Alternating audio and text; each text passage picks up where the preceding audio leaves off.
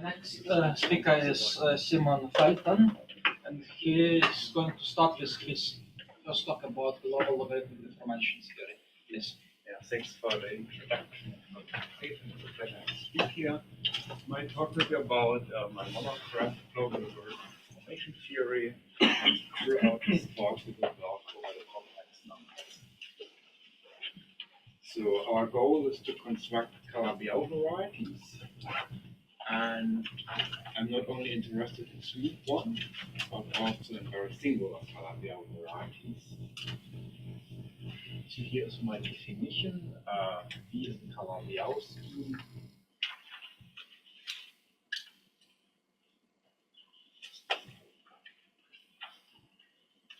If B over C is separated with finite type, plus Gorenstein, that was not proper, plus omega V is isomorphic to OV, and this means a dualization.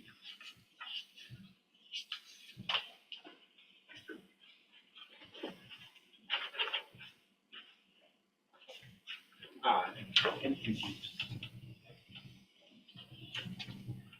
Did I forget anything? Pure dimensional.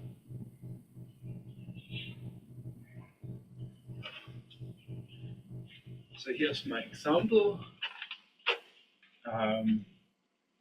So H is x0, x1, x2, x.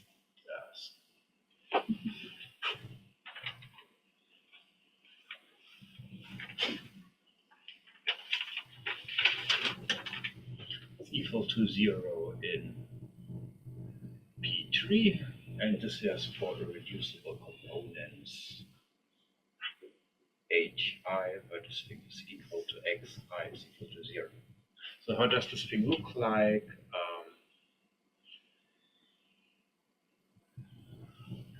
For the reducible components, and then we have d, the singular locus of H is equal to the union of 6 lines, and each of them is isomorphic to P1. And in the triple locus, T is the singular locus of E. And these are 4 points. So these is T.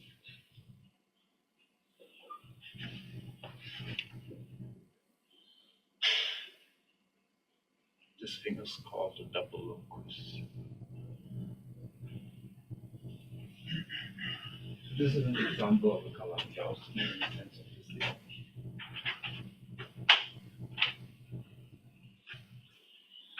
So our goal is construct smooth.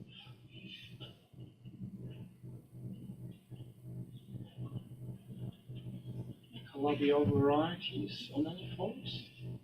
And here comes the strategy. So first, construct a Calabi-Yau scheme.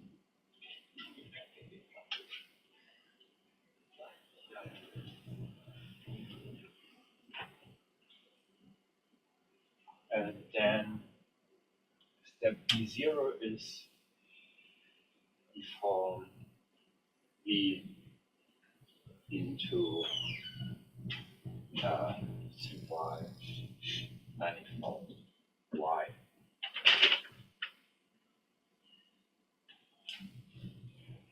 So what do we mean by deform it? We have several possible notions of deformations. So maybe the most intuitive one is the complex analytic smoothing.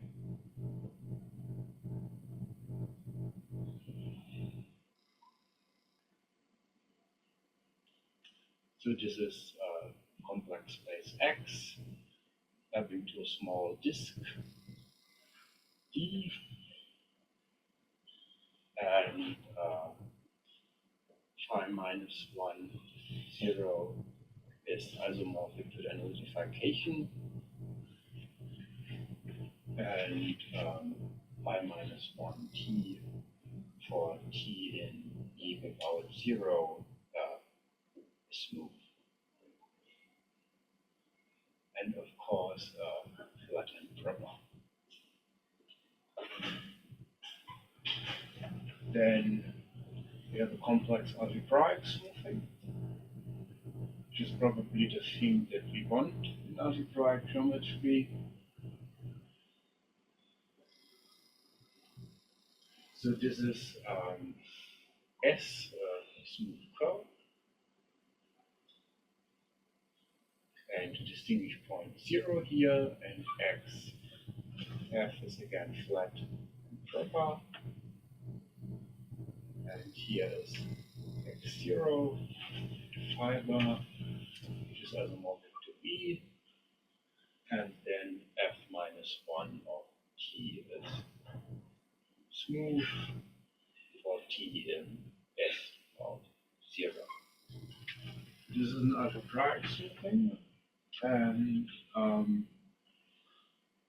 they are very difficult to construct when we have only. So there's one more thing, that we can get both from a complex analytic smoothing and a complex algebraic smoothing, and this thing is a formal smoothing. Let me just talk about formal algebraic smoothings. So this is where we define Sk as the spectrum of C T mod Tk plus 1. And maybe this ring is denoted by Ak.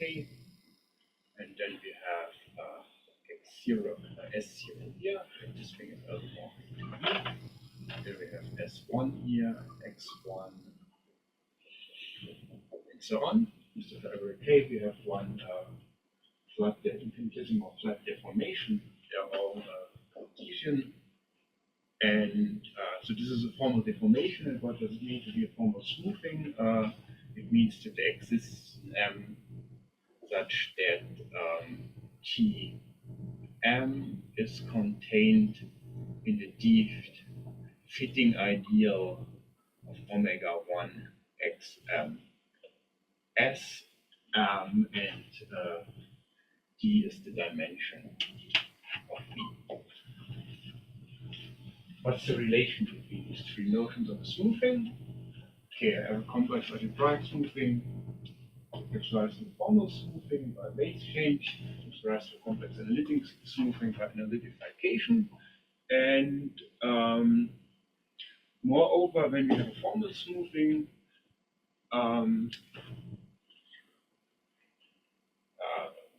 this fact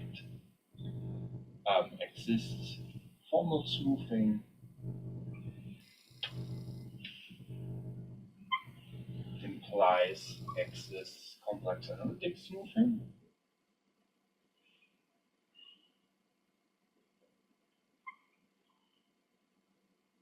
Why is this?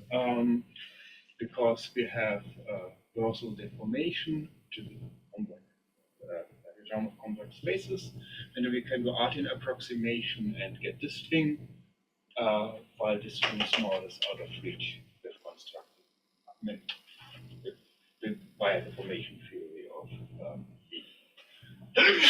So our actual step B. So may I ask you, so what is the meaning of this condition of fitting ideal?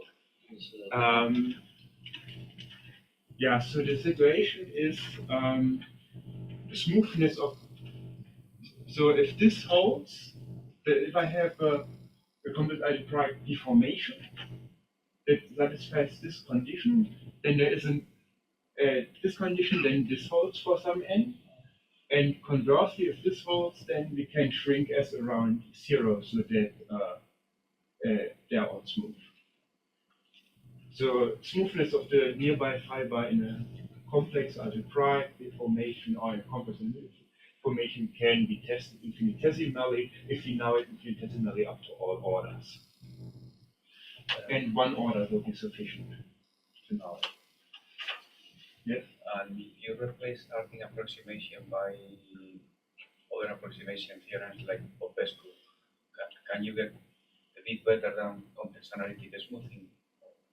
I don't know. We can discuss it later. Probably. I mean, what I can get is algebraic smoothing in the sense of flat and proper over the spectrum of the common power series. That's why I say complex algebraic to distinguish it from algebraic smoothing for the spectrum of common power series.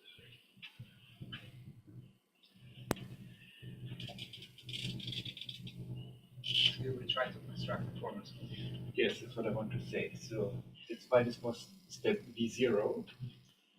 So step B is construct the formal smoothing.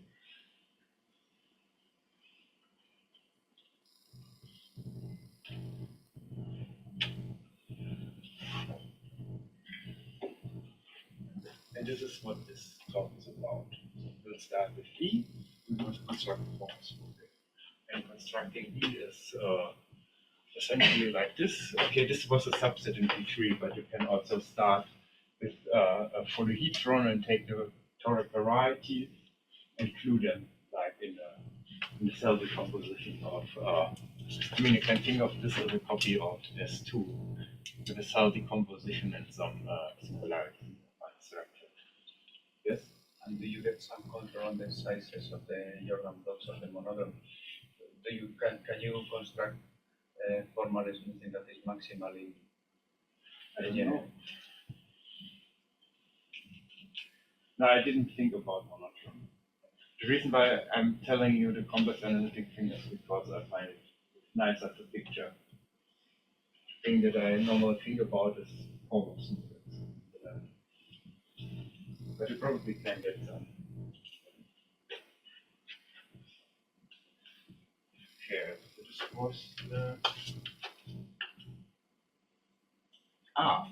Yeah. Example continued.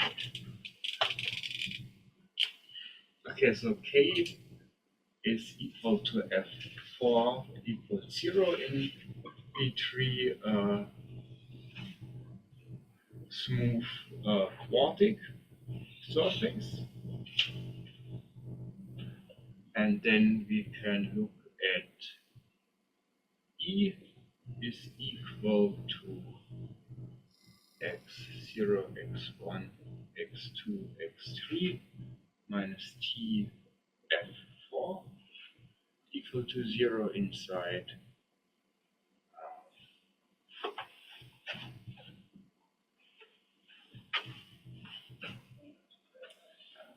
S times B3 mapping to S, and S is an open subset in P1 such that the whole file is except 0 is smooth, and this is a complex algebra.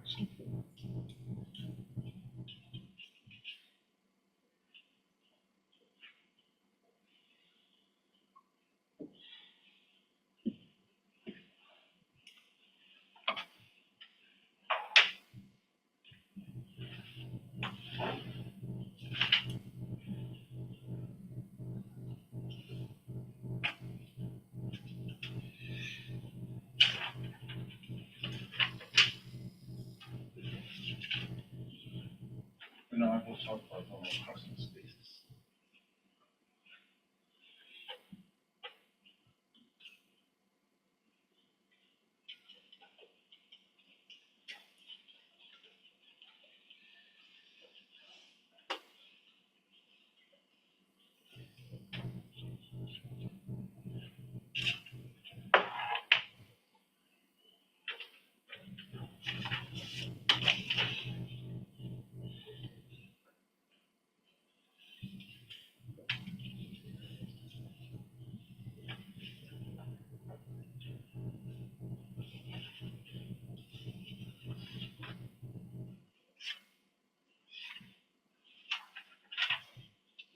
So we have A and plus 1, back up to A1. T goes to C0 times CR, equals to R small n, and I do not small mu n R. This is a local model for normal crossing degeneration. So what is a normal crossing space?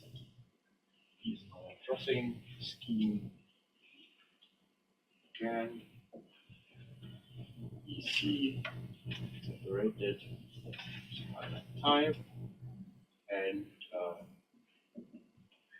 how locally isomorphic to nr minus 1, 0, then a n plus 1, where n and r are probably not to depend on the point of each of the r. And here's an example, and this has already the correct form. You see that it's normal process space.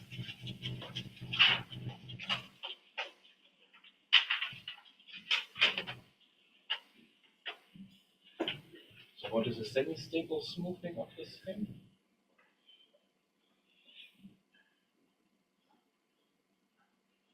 Say it's a complex algebraic smoothing.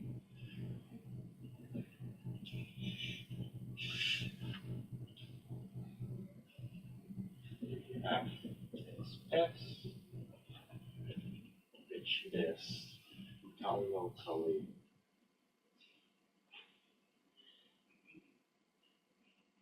isomorphic to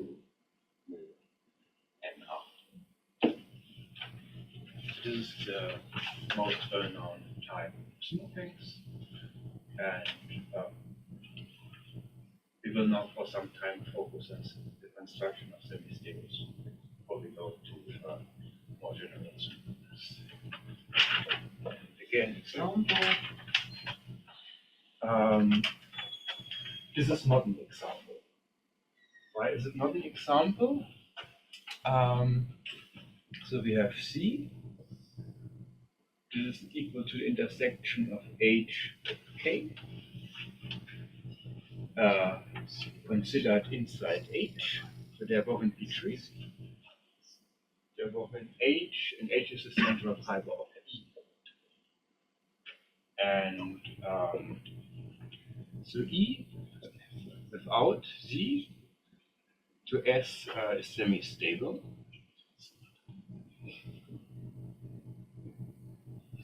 And how does C look like? So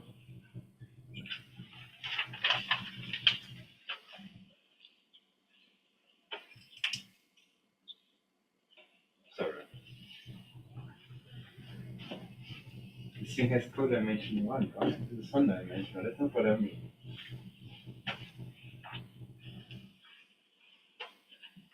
I wanted to intersect with T.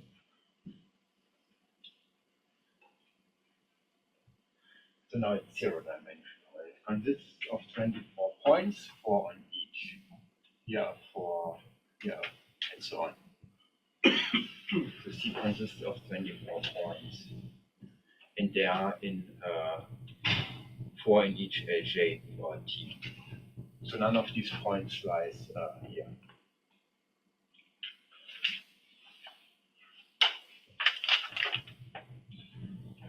So what happens in E without C? The thing is isomorphic. So in point P and C, the thing is locally isomorphic to, let's denoted by M, spectrum of C, X, Y, C, T, mod X, Y minus TC to A1 T. So you see there's an A1 3-fold singularity at every point in C. So when we want to make this thing semi-stable, then we blow up them up, making E as semi-stable.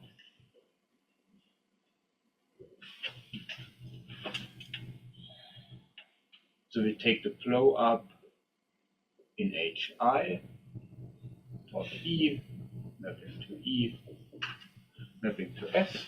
So this is a Cartier divisor outside C, but a Y divisor in C, so the blow up does modify thing in the points of C, but not outside C.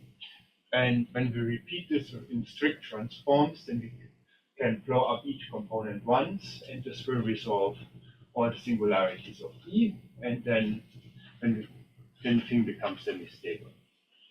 So this gives rise to E tilde, E S, and this is maybe F. Okay, position is F. This is maybe pi. This is a resolution of singularities. In the composition G E tilde to S F sub pi is semi-stable.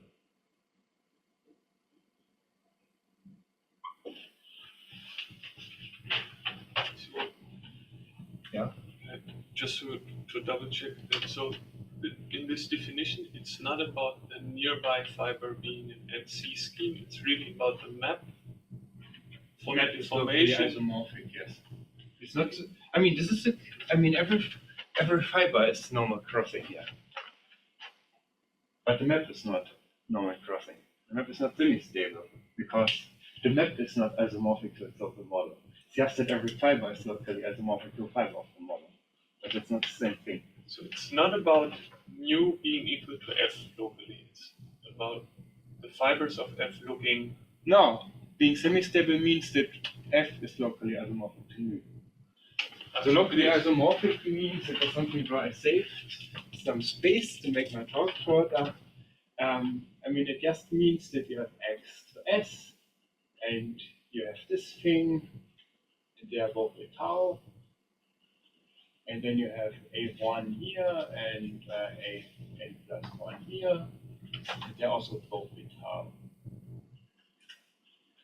That's the meaning of the map is a tau locally isomorphic to this thing. So you need to be able to cover X and S both with this thing, with such diagrams. This can show you why it is not semi-stable. Why it is not semi-stable? Because the thing is locally around every point in C isomorphic to this thing, and this thing has a singularity in the total space. But if you have such diagrams, this thing is smooth, so this thing is smooth, so this thing is smooth everywhere. So every semi-stable smooth thing has a smooth total space, but this total space has 24 A1 singularities. And then you blow them up and you get No. Yes, more similar yes. situation. Blow them up. Then I resolve them, and the exceptional locus are 24 copies of When P1. you blow them up, if you blow up the singular point, you will not get it semi-stable. You blow up the, No, you can also blow up the singular point, and but then you get multiplicity. it's possible. Yeah. Doesn't. So you need to blow up the, as you said. Yeah. I mean, you can allow powers here. It doesn't make the situation too bad. It just has no unused fibers. I don't really like. Stable. Power someone. Yes. This is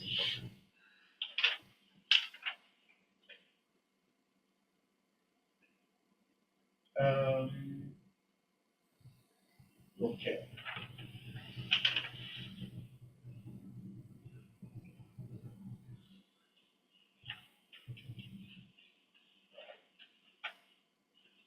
So now,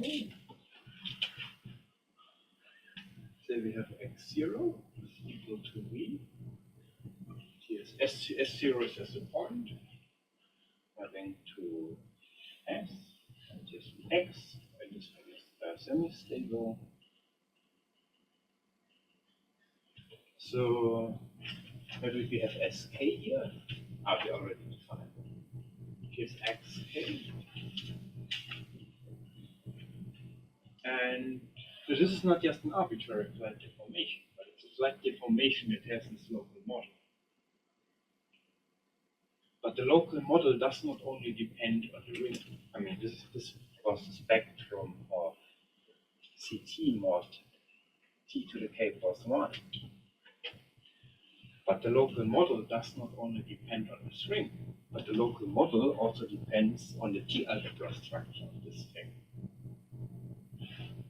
So when we now want to study normal, so this is a semi-stable or normal crossing deformation of this thing. But when we want to define the notion of a normal crossing deformation, it will not be sufficient to look at the base only as a local Artinian ring, but we need to look at the base as a local Artinian CD algebra.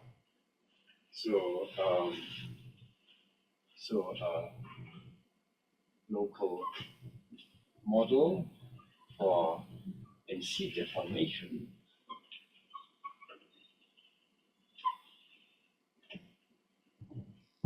depends on CT algebra structure. Yeah, you can also look at the ring CS.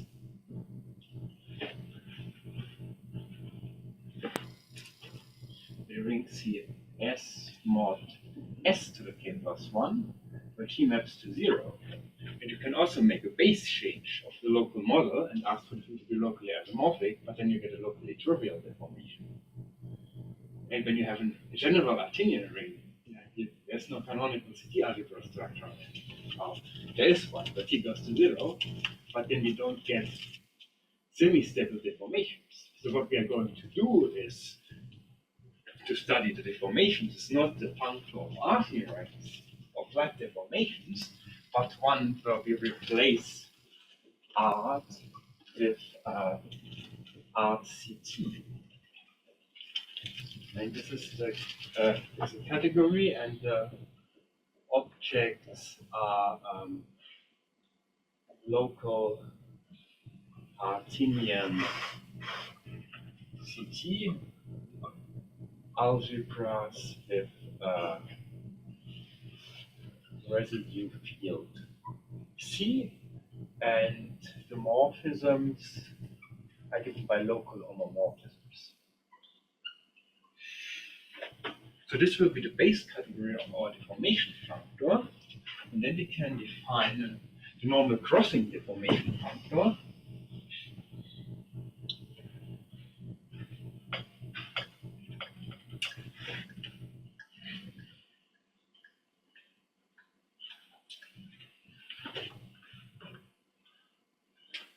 So the definition, so B is a normal crossing scheme.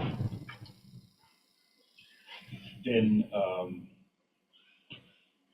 so we have V into S0, and then we have SA here, which is spectrum A, and here's a flat deformation, and then we have A1 here, and A n plus 1 here, and R, and we have the T algebra structure. So A is an art CT. We can make a base change where we just move M and RA. And PA is normal crossing deformation. PA is in tau locally isomorphic to M, A, and R to spec to SA. So this gives the formation NC, V,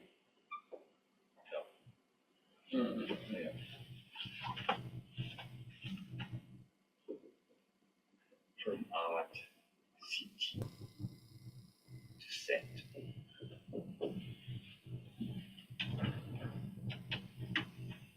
So this is a finer deformation functor than the usual flat deformation functor, because it doesn't throw all the deformations of a given Artinian ring into the value of the same object, but it has this differentiation of different CT algebra structures on the base, and it's looking at different deformations for the different CT algebra structures. And so it would be hard to show, or it would be harder to show the existence of formal smoothing by studying the flat deformation functor, because flat deformation functor by itself doesn't know about if the thing is a form of smoothing, if the fitting ideal condition is satisfied or not. But this thing knows, because when you have anything over CT, what T to the K plus 1 is the algebra structure, it will be automatically a form of smoothing.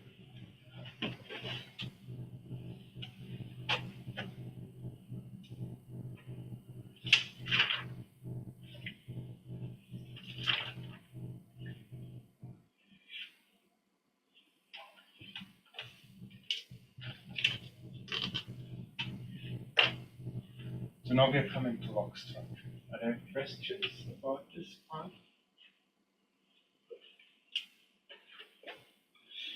So just to check that I am understanding, so in this case, all deformations are basis space is one dimension. That's right. Basis space of your deformations is one dimension. No. No. I mean, it's 0-dimensional. Yeah. But I mean, you can also look at deformations over C as T, T7 S5 SC square. This is also logarithmic algebra. So they are also in the deformation.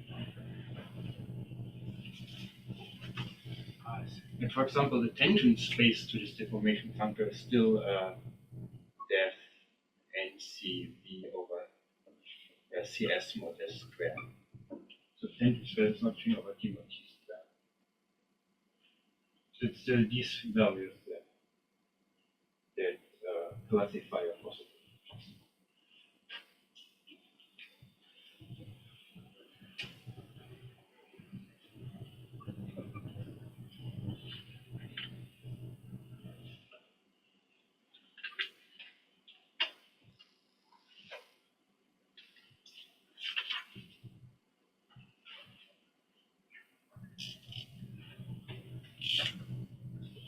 What is a log structure? Why is a scheme?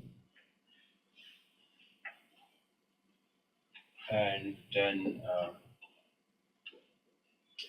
log structure is a tuple alpha and field of monoids, commutative, are not acquainted, commutative monoids, normally on the south side, you can also work with the Zariski side, but this thing is more flexible, and alpha from M to OY to multiplication is the homomorphism of field of monoids.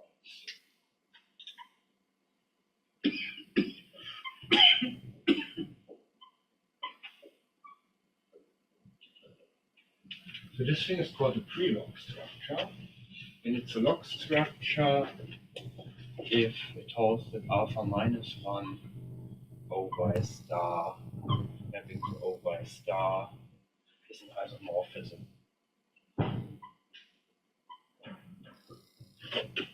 And in this case, so M star the invertible is the subfield of invertible elements in M, and this thing is then also equal to M star. This must be an isomorphism.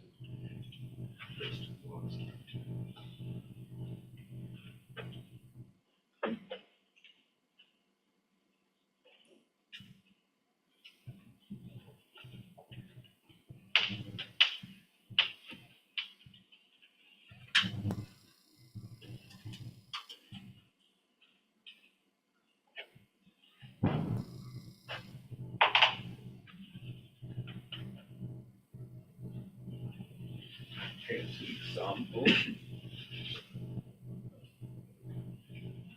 Y is a scheme, and SC is a closed subscheme.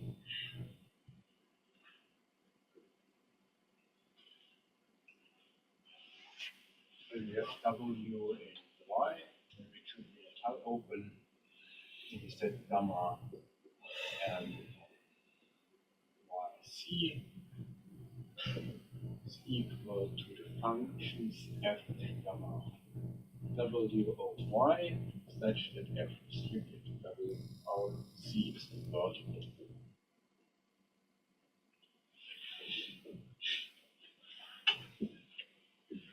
this will be a sheaf of monoids, and alpha is, I mean, this is obviously a subset of Y. Alpha is just obviously proved. This one is log structure, and it's called a compact defined log structure.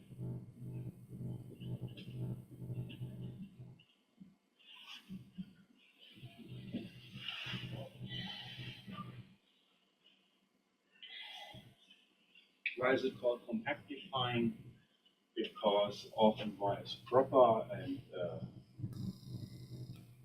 C is some boundary divisor, and then it's a compactification of Y of C. It's also called the divisorial log structure if C is a divisor. But you don't need C to be a divisor for this definition to make sense.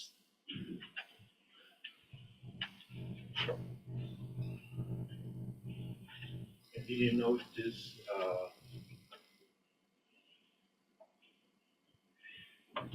log scheme on YC? Normally we try YC, but this pair can be so many things. So we use this particle bar to make it clearer. So example of this thing. Okay, we have our F, E, S from there, and then we just take H, happen to S 0, and so since this H is a free image of this zero, of the subset it contains 0, this actually is a morphism of log structures, log schemes.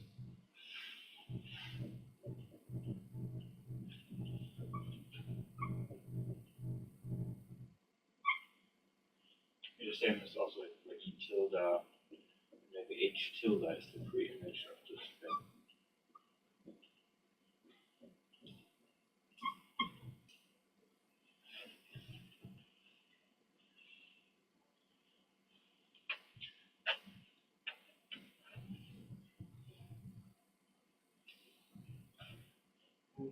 Okay. Now we're going to talk about smoothness in the category of log schemes. So we have E tilde H tilde here, and it maps to S0. And we have a log scheme here, T empty, and another log scheme T prime, empty prime.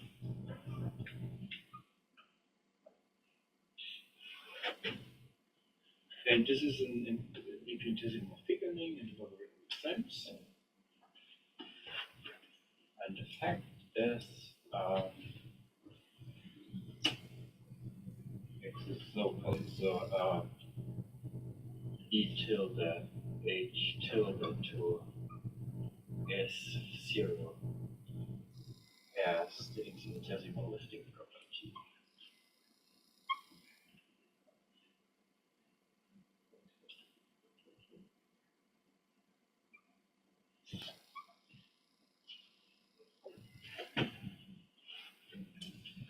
So this, yeah, so we have the thickening, and there exists a splitting of the diagram locally, locally, or theoretically locally empty prime. That's the meaning of the infinitesimal lifting property. More generally, it holds whenever this thing is semi-stable. It's not so clear if or that it holds for E itself, because of very important technical difficulties that I will explain later. I have recently found out that it, with the inappropriate category, also holds for this thing. But for now, it just holds for the semi-stable thing, and we say that E tilde H tilde to S0 is log smooth.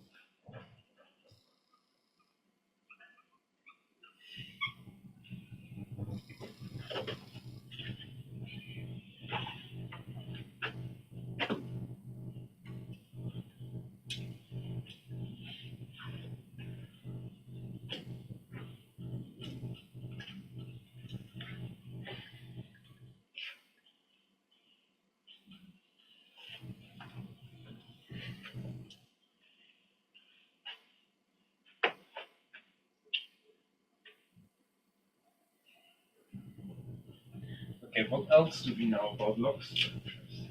So go to the close. So what is T and T are defined? So this is a log scheme. This is a log scheme. These are also log schemes that I have defined. This is a commutative diagram in the category of log schemes. This is an infinitesimal thickening, say of first order. So this means it's a thickening of the underlying space, and the map of log structures is strict, which I was about. And strictness means that you can pull back the logs. So essentially it means when you have a morphism here to a log scheme here, and no. Strictness means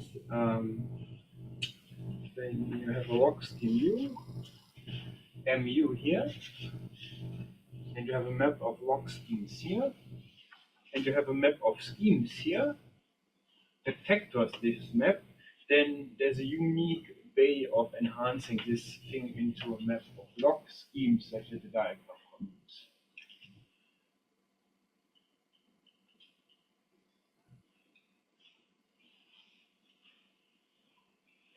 And then locally on the prime there is map from here to here that is both primes. Just usual infinitesimalistic property interpreted in a particular form.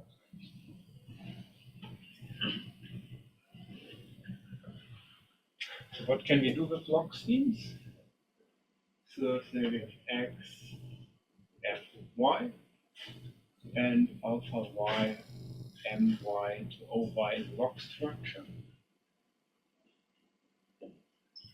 Then we can do this thing that I already explained. We can pull the, so here's a pullback log structure.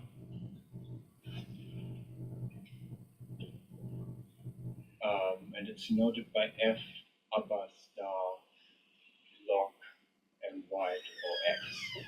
And it just has the universal property that I already mentioned. So in short, whenever I have a log structure on the target of a morphism of schemes, there's a unique way of pulling it back and getting a log structure on this thing. And the second thing is that the category of log structures has fiber properties. So what can we do here? We start with E tilde H mapping to S0.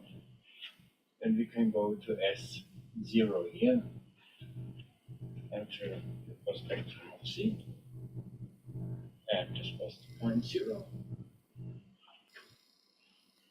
And we can get E0 tilde and then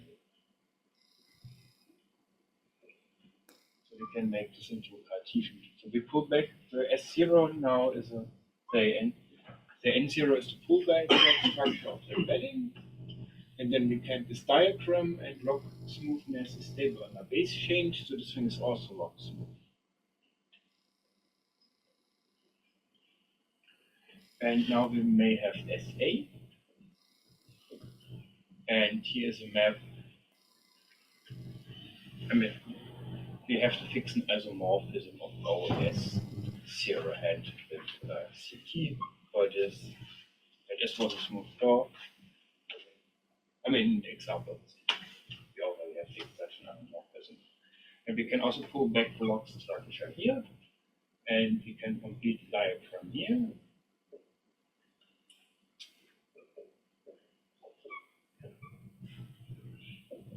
This is also log smooth. So this thing is a log smooth deformation.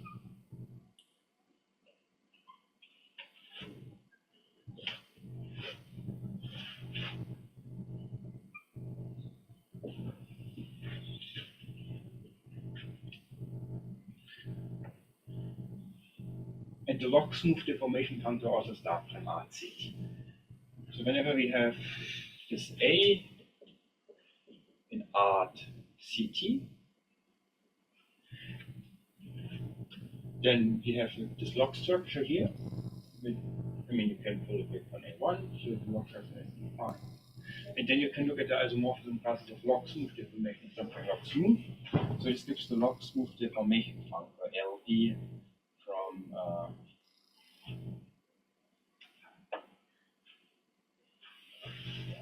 maybe E0 tilde S0 from R to CT to Z.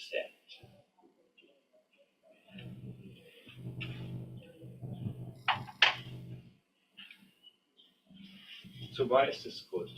First, due to the infinitesimal lifting property, log smooth deformations are locally rigid.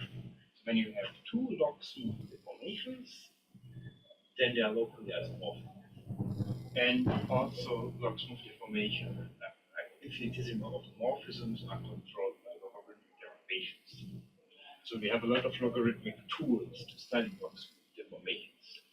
The second thing why this is good is, so we have LE of E0 tilde S0, and we had normal crossing deformation factor of H tilde. And they were both deformation functors over the same base category. And when we have a log smooth deformation, we can have in our example, now we can forget the log structure and get an underlying flat deformation.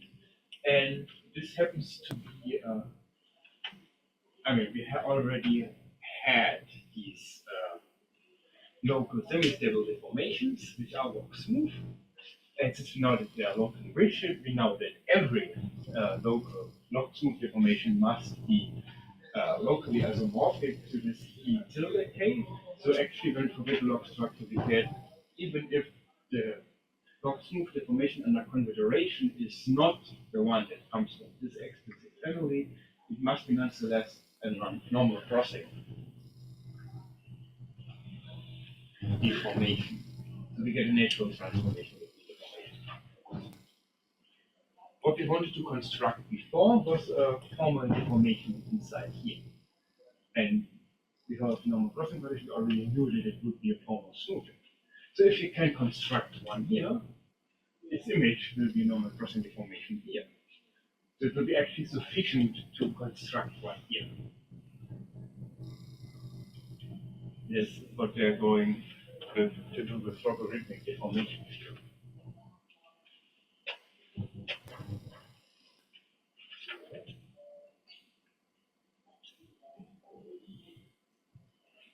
And then we have, I should hurry a bit. So we will analyze this functor in the next lecture. In the rest of the lecture, I will explain E. Now we have discussed E tilde. What about E?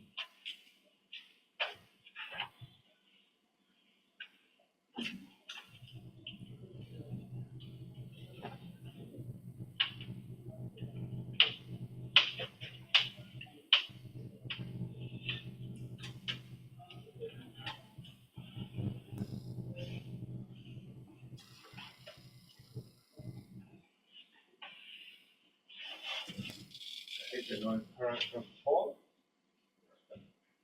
I'm not even numbering that from because there was one paragraph that I completely deleted from my notes.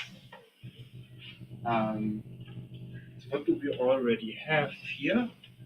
We already know that the thing is log smooth outside finitely many points, so we just make this a definition.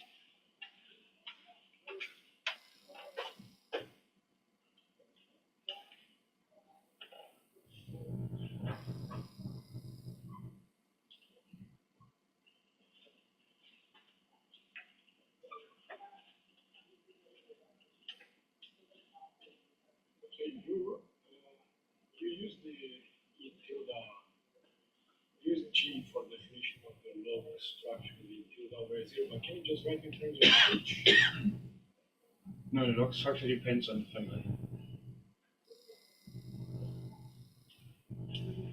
And this is an abbreviation. I normally never, this is really E0 tilde, comma M0 over S0, comma N0. I just normally never write the log structure by just satisfying the log scheme. And it would be a much longer. I'm just writing the log structures into the thing for the talk. But it really depends, and at least when I have the time, I will tell you about the precise relation between H till the log structures. So what is a generically log smooth? Sorry. I wanted to say feminist.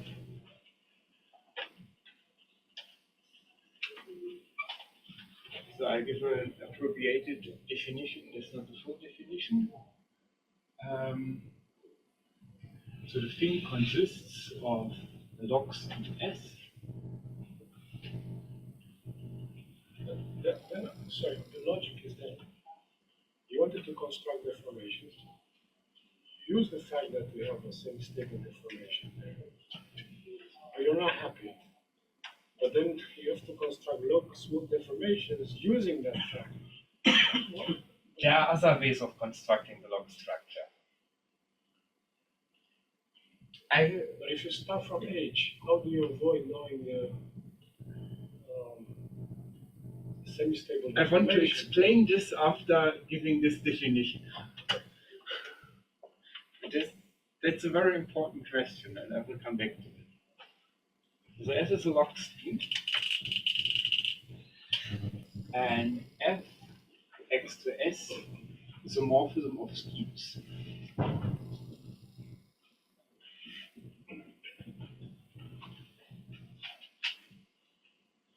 Not of log schemes, of schemes. So that is defined as MS here. And I also want it to be separated of finite type, reduced fibers, S2, whatever. And then we have C in X is a closed subscheme.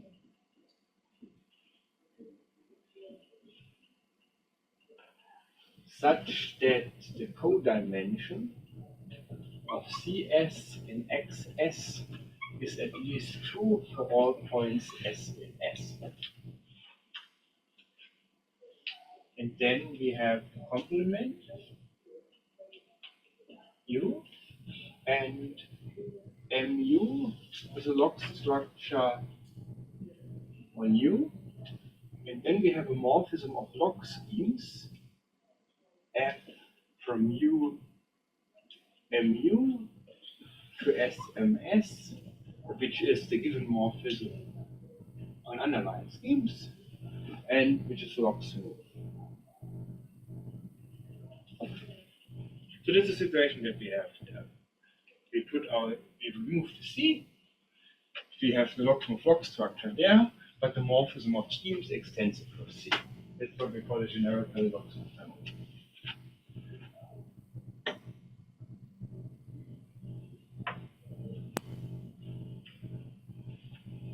Yeah, so example that we have there.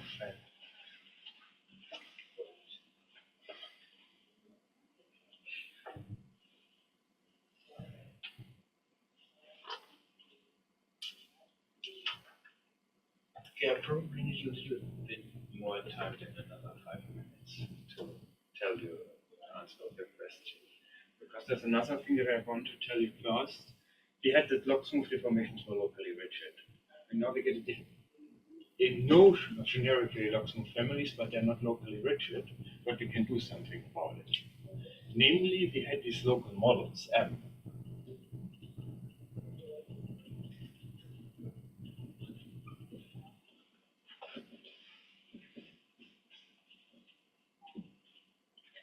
And so we can also use the local model to define a deformation. So we are looking at deformations of the generically log smooth family of a log point, which are log smooth outside C, and which in this specific example, in the log singular points, are locally isomorphic to the base change of this thing, to the base. And we call them divisorial deformations.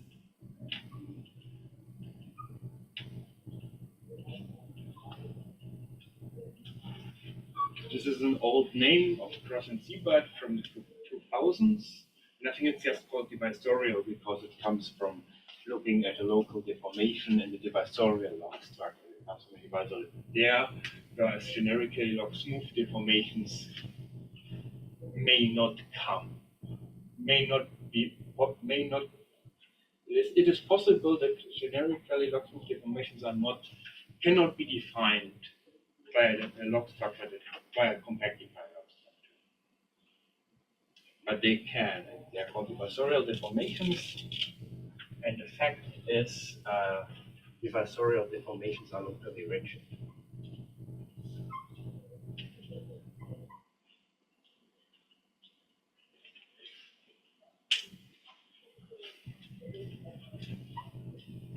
And this is cross here.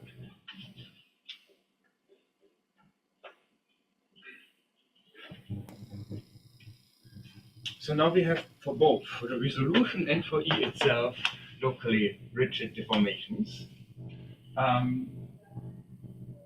the end of the talk, I will show you how to construct this, the structure of a generically log smooth family on a normal crossing space V. And in the next talk, I will analyze either the log smooth or the divisorial deformation factor of this iteration.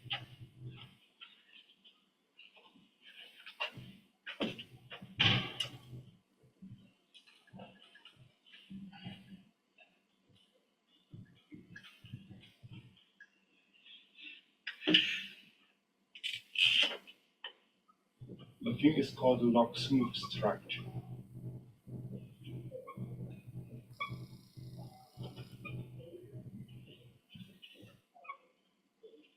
So V is a normal crossing space. And then we can look at the normalization.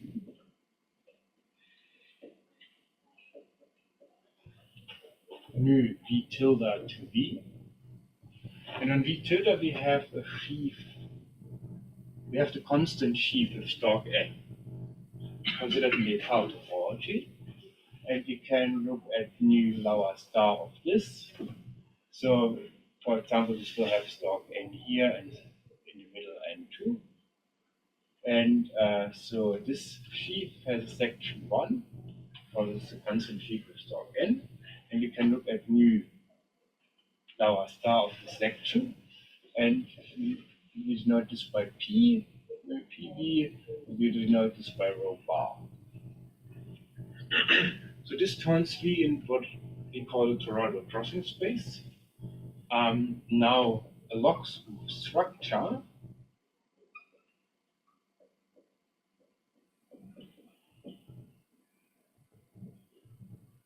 is a tuple on an open subset V W and V M0 alpha Q rho, where alpha from M0 to V restricted to W is a log structure.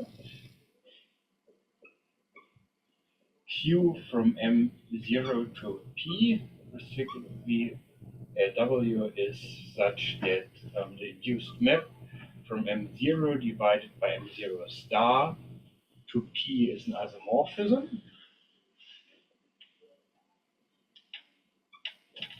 And rho is a section over W of M0 such that Q of rho is equal to rho bar. And all these data are such that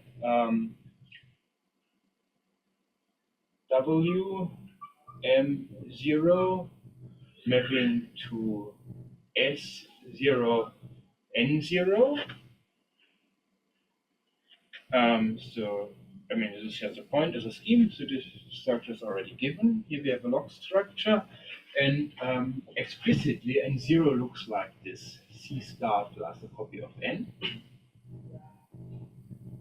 So, the copy of n comes, I mean, we had the divisor in A1, so there was a section T, which is an M, because it's invertible outside 0, and this is the powers of T, where this copy of n comes from.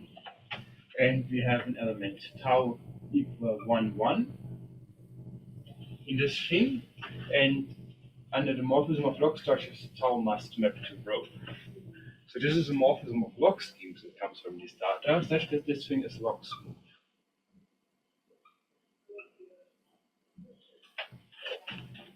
This is a log smooth structure. Now, log smooth structures do not have any non-trivial infinitesimal automorphisms. This means that the free sheaf of isomorphism classes of log smooth structures is actually a sheaf. And so we get a sheaf of isomorphism classes of log smooth structures, which is denoted by LSV. Now, when we have a log smooth structure, the thing is log smooth. So in particular, there is a locally unique log smooth deformation to Ct mod t square. This has an underlying flat deformation and thus induces an element of x1 omega 1 v o v. And if you have another one, then because this is the sheaf of local isomorphism classes of flat deformations over this thing, this actually gives a well-defined map here, and this is also a T1V. This map is denoted by eta, and now the fact is that eta is injective, and this thing is a line bundle on D, which is a singular locus of V. And since this thing is a line bundle, there is a subsheaf T1V star of local generators of the line bundle. And this is the image of eta. So when we want to construct a log structure on normal crossing space, it just means we want a section of T1V, which is a local generator everywhere. So if this thing exists, this means that T1V is actually isomorphic to OD, which is already a known concept. It's called that V is d-semistable, and Friedman observed that d-semistable stability is necessary to have a global semistable smoothing. And here we see a reason why this is the case, because a global semistable smoothing gives rise to a global log smooth structure, and thus via this isomorphism to a trivialization of T1V. Now, this E, or this H, is not d-semistable. So for this H, we cannot find a global section of this thing that trivializes it. But nonetheless, there are plenty of global sections of T1V, and they do have zeros in some points, and Z are precisely the zeros of a global section of T1V. And that's how the generically log smooth families come into the picture, because we start with a not necessarily d-semistable normal crossing space. We do not get a global section of T1V which trivializes it, but we get plenty of global sections of T1V, at least in this example. We choose just one, we get a log smooth structure outside the points, and we need to record the zero locus of this thing in this notion. Because this definition does not give a log structure in Z.